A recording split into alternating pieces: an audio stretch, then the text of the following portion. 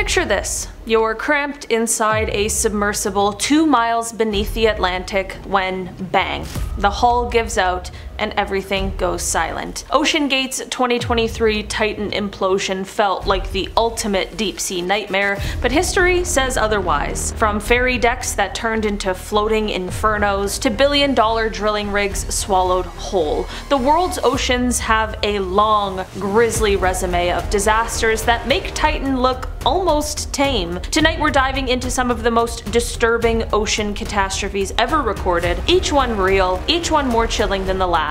Grab a life vest, dim the cabin lights, and let's set sail for the stories you'll be double checking on Google at 2 a.m. It started with a geyser of mud, it ended with the largest marine oil spill in history. When BP's Macondo well blew out, drill pipe rocketed 240 feet into the air, coating the Deepwater Horizon deck in flammable gas. Within seconds, the rig was a towering inferno visible from 40 miles away. 11 crew died, and before the crippled platform sank 36 hours later, it ruptured the wellhead 1,500 meters down. For 87 straight days, crude gushed into the Gulf, enough to fill 300 Olympic pools. The environmental toll? 1,300 miles of coastline slimed. Dolphin strandings up tenfold, and $65 billion price tag for BP. Engineers later blamed a cocktail of faulty cement, ignored pressure tests, and a culture of hurry up. Lesson: in the ocean, shortcuts cost more than money. On a calm December night, passengers aboard the Danya Paz were sipping sodas and singing karaoke when flames suddenly raced across the sea itself. The Philippine ferry had slammed into an oil-laden tanker, MT Vector, shearing Vector's cargo tanks wide open. 8,000 barrels of gasoline ignited on contact with air, turning the water into a sheet of fire so hot it melted the ship's paint in seconds. With life jackets locked in cabinets and crew nowhere in sight, most of the 4,386 people on board never stood a chance. 24 survivors later told rescuers they had to swim through burning fuel to live, literally diving under flames to gulp air. The accident remains the deadliest peacetime maritime disaster ever recorded, yet it received a fraction of the global coverage given to the Titanic. Investigators found that Vector's radio was broken, Danya Paz was grossly over capacity, and neither vessel had a proper lookout. In the chaos, families were erased from history,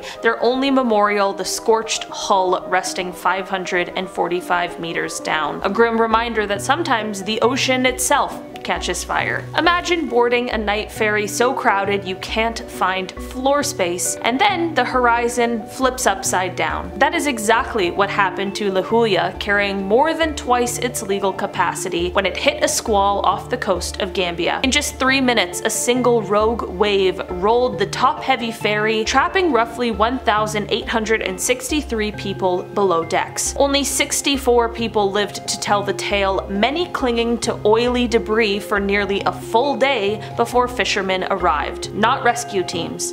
Fishermen. Worse, politics smothered the truth. Conflicting death tolls, delayed responses, and no criminal convictions. The wreck still lies on the seafloor, officially a mass grave. Survivors say the last thing they heard was luggage thundering across the ceiling because they were already upside down. Just past midnight in a September gale, the Estonia's 55-ton bow visor tore away, leaving a car deck-sized hole for the Baltic Sea to rush in. Vehicles smashed together like toy cars, tilting the ferry 90 degrees within minutes. Passengers slipped across oily floors trying to scramble topside, but the list was so steep that ladders became ceilings. Of 989 people on board, 852 perished, many trapped in windowless cabins. The disaster changed maritime law overnight. Ferries worldwide had to reinforce bow doors and run more frequent inspections. Yet more than a quarter century later, conspiracy theories still swirl. Was there secret military cargo? Did Russian subs collide with the hull? Officials say no, but the visor rests in a monitored seabed tomb, just in case anyone needs a reminder that hardware failure plus bad weather equals instant catastrophe. The pride of Russia's northern fleet sank in the blink of an eye, but for 23 sailors, death took agonizing hours. During a training exercise, a dummy torpedo exploded in tube 4, touching off a second blast the force of 2 to 3 tons of TNT. That ripped a hole the size of a house through the forward compartments, and the Kursk plummeted to the seafloor 108 meters down. While Moscow dithered for 5 days about requesting Western help, trapped crew in the aft compartment scribbled goodbye notes by flashlight as rising CO2 and battery acid ate the air. A British mini-sub finally arrived, only to find the sub flooded. All 118 men were gone. Later inspections showed welding flaws in the torpedo casing and leaky HTP fuel, proof that even the mightiest nuclear boat can be undone by a bad seal. During a routine deep dive test 350 kilometers east of Cape Cod, the US Navy's most advanced attack submarine radioed, quote, experiencing minor difficulties. Seconds later, sonar operators heard a staccato cascade of metallic snaps, the sound of a hull imploding at 1,100 feet. Investigators believe a silver-brazed pipe failed, flooding the engine room and shorting the nuclear reactor. With propulsion dead, Thresher exceeded crush depth and disintegrated, scattering 129 souls across a debris field the size of a football stadium. The tragedy spawned SubSafe, the Navy's stringent quality control program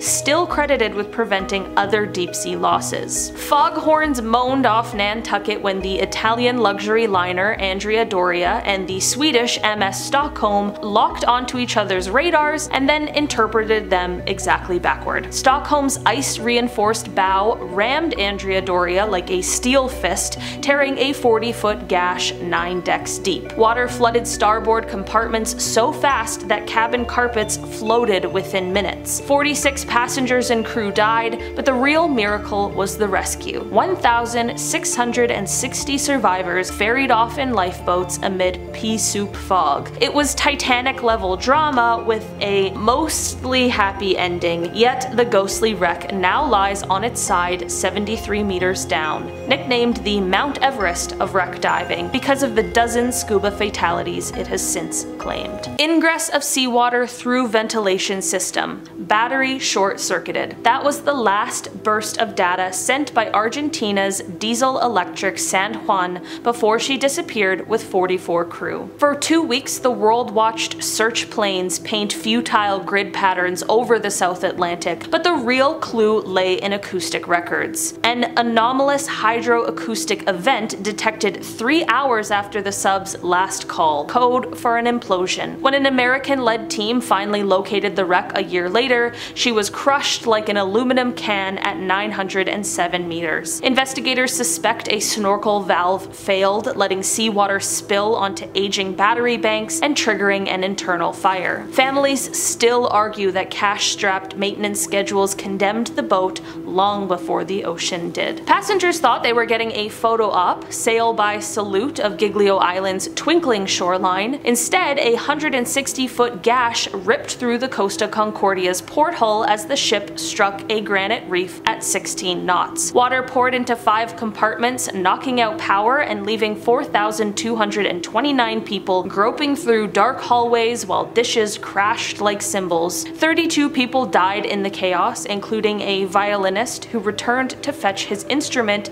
to help calm frightened kids. Captain Francesco Schettino abandoned ship earlier, later claiming he, quote, fell into a lifeboat. Italian courts disagreed, handing him 16 years. The 114,000-ton carcass upright in the largest maritime refloat ever attempted. $1.5 billion just to erase one man's reckless detour. At first light on September 9th, 1980, Typhoon Orchid's 70-foot waves slammed the 294-meter bulk carrier Derbyshire south of Japan. The ship radioed all okay, then vanished. Search planes found only oil slicks and 2 battered lifebuoys. All 42 crew and 2 riding spouses were gone. For 2 decades, the cause was a mystery until a deep-sea expedition located the wreck 4 kilometers down. Investigators pieced together a forensic jigsaw of twisted metal and concluded that design flaws in the forward hatch covers allowed pounding waves to buckle the steel. Once water flooded the cargo holds, the bow snapped clean off, dragging the entire vessel under in less than 2 minutes. The tragedy forced new global standards for hatch cover strength, paid for by 44 irreplaceable lives. Alright guys, that has been our list for today. Thanks so much for checking it out. I've been your host today, Olivia Kozlowski, and I will see you again soon.